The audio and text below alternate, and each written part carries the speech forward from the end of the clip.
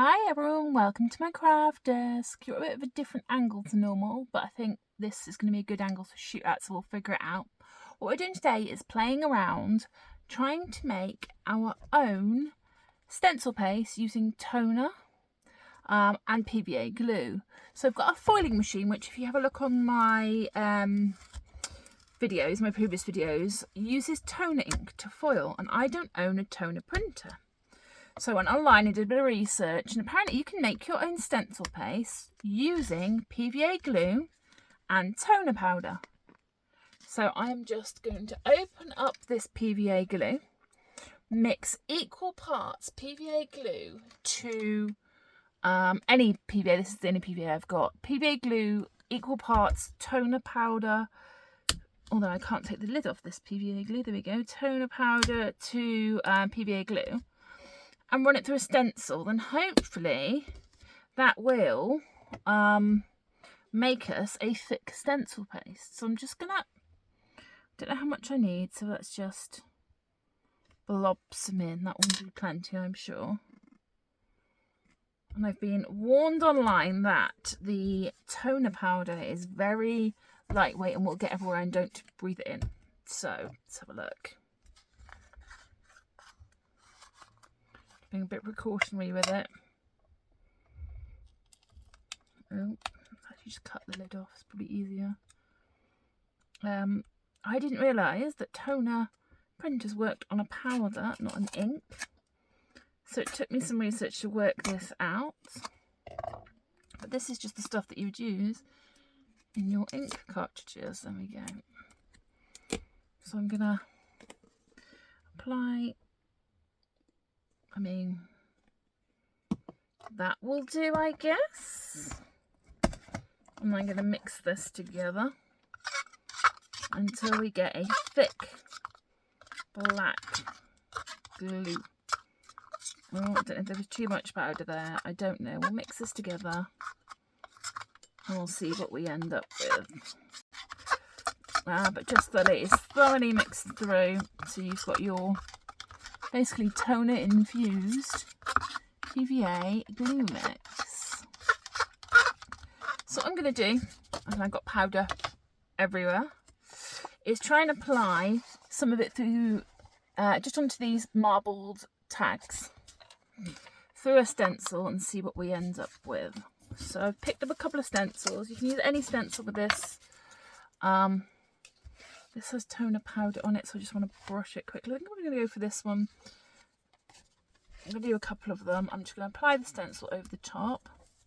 I am going to take the stencil down. I wouldn't normally, but I think for this technique we don't want any movement because the glue is quite gloopy, if that makes sense. Because the glue is quite gloopy, that's such a silly thing to say. There we go. And there we go. We'll take that down to our desk. And I'm just going to apply our glue through a stencil. It's a lot thicker than a normal stencil paste because it is a glue, but let's just put it on. I'm obviously using a palette knife, but you could do this with a kid's glue spreader, anything that's got a flat edge on it. And the thing I find with putting anything through a stencil is put a little bit on, spread it out, and you can always add more afterwards. So I'm just going to get these last little corners and spread all the way to the edge.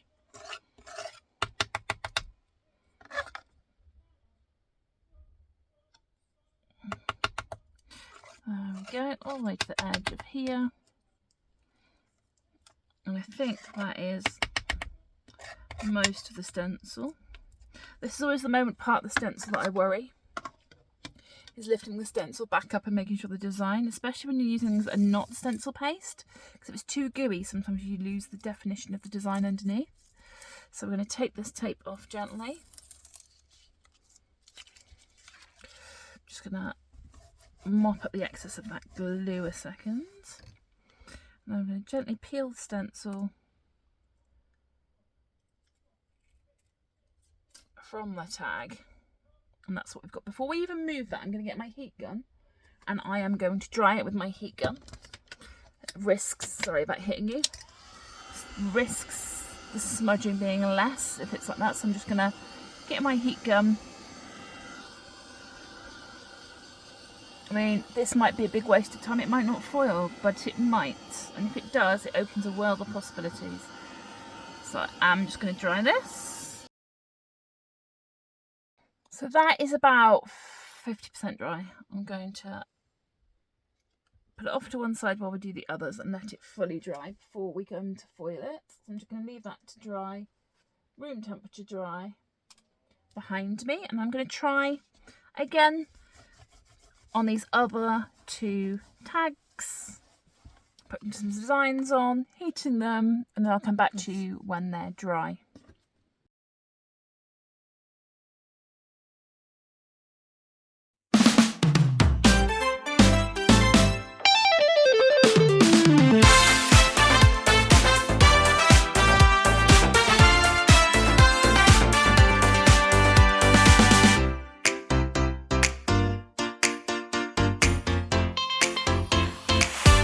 I'm surrounded by the glitter, it's calling my name. The paper and the scissors, it's all just a game. Got markers and washi tape, I wanted to light, but I swear I'm not hooked now, just living the life. So after about half an hour of them drying naturally, plus the heat gun on them, they're relatively dry. You need to make sure they're really, really dry. That's the one thing that they said online.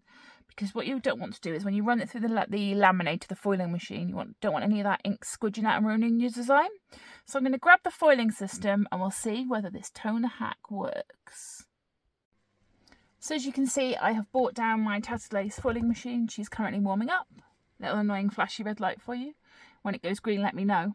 And what I'm going to do is take the hot foiling foil, hard foiling foil that came with it, and I'm going to roughly trim them down to the same size as our tags. So I'm just going to lay a tag on there, roughly chop this foil to be around the same size. I always find foil a pain to cut, so I'm just going to switch between some scissors and see which ones are the best. There we go. Are you going to cut?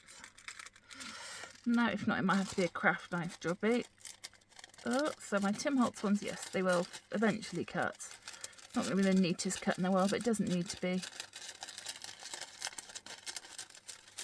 Just needs to be roughly the same size as our tag. And what I'm going to do is layer our foil over our tag. I'll repeat this for the other two. I think I could probably place all three through this at once. Whether I can get 3 tags out of one piece of foil is a different story. I should be able to. Yeah, every sort of...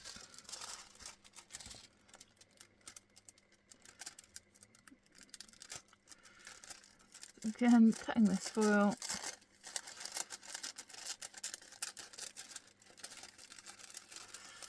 Bit of a pain, like I say, I'm not going for accuracy, I'm going just to chop it down. 2. That should be perfectly fine for the third one. Yep. What I'm then going to do is take this clear protective sheet, which is what you feed through the laminator, and then layer up these tags and the foil on top. They're a bit loose around the edges, so I don't know whether I want to take them down, but actually I'm sure they'll be fine. So that's the first one. Like I said, I don't know whether this technique will work, but it is toner ink with glue. Let's layer that on properly. There you go. Number 2. And number 3. So the research of what I've done is that the toner becomes sticky when it gets hot being run through the laminator, and that is what causes a glue for the foil to adhesive to and stick. As soon as this is ready, we will run it through the machine.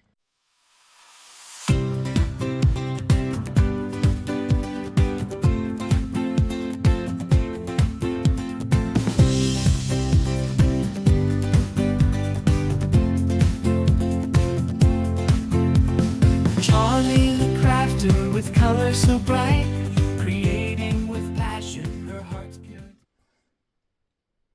Now it's time for the big reveal. These have gone through the machine twice, as you saw. So they look quite good. The impression, it sounds silly, when it foils, you can see the impression of the glue underneath, like the toner bit underneath. So that's how it worked when I was using the proper papers. They are a little bit stuck because there's a little bit glue underneath, but that's not the end of the world. As you can see, that you can see the impression of the flowers. So let's hope. Yay! It's worked. Okay. So what I will say is that has worked, but can you see the grey? There's like a grey shadow underneath. I'm wondering whether that's I put too much glue on, too thick a layer. But I'm not angry with it. She's definitely worked. That toner and PVA glue has definitely made a Stencil place on that one. Let's try the next one, which was just the individual flower. Oh no, this wasn't the individual flower. This was the whole background. Again, you have got that little, oh, it's beautiful though, that little grey outline around the gold. But I'm not angry about it. I wonder whether that's just where the stencil paste leaked under the stencil a little bit. But this is like foil. And then this is the individual. Whoops. This is the individual flower. I don't know what that was. Yes, this is beautiful. Again, you have that little grey outline. I don't know what this is up here. Whether it was just a smudge. It hasn't been, but it's not very clear. There was something on the tag, but for a first attempt at using that powder and mixing it with PVA glue to create foiled tags, I'm really not angry because this opens up such a world of possibility. In another video, what I'm going to do is try and make toner powder ink and see if we can stamp images with it too. Hope you've enjoyed this video. These are our foiled tags, and I will see you all soon. Bye!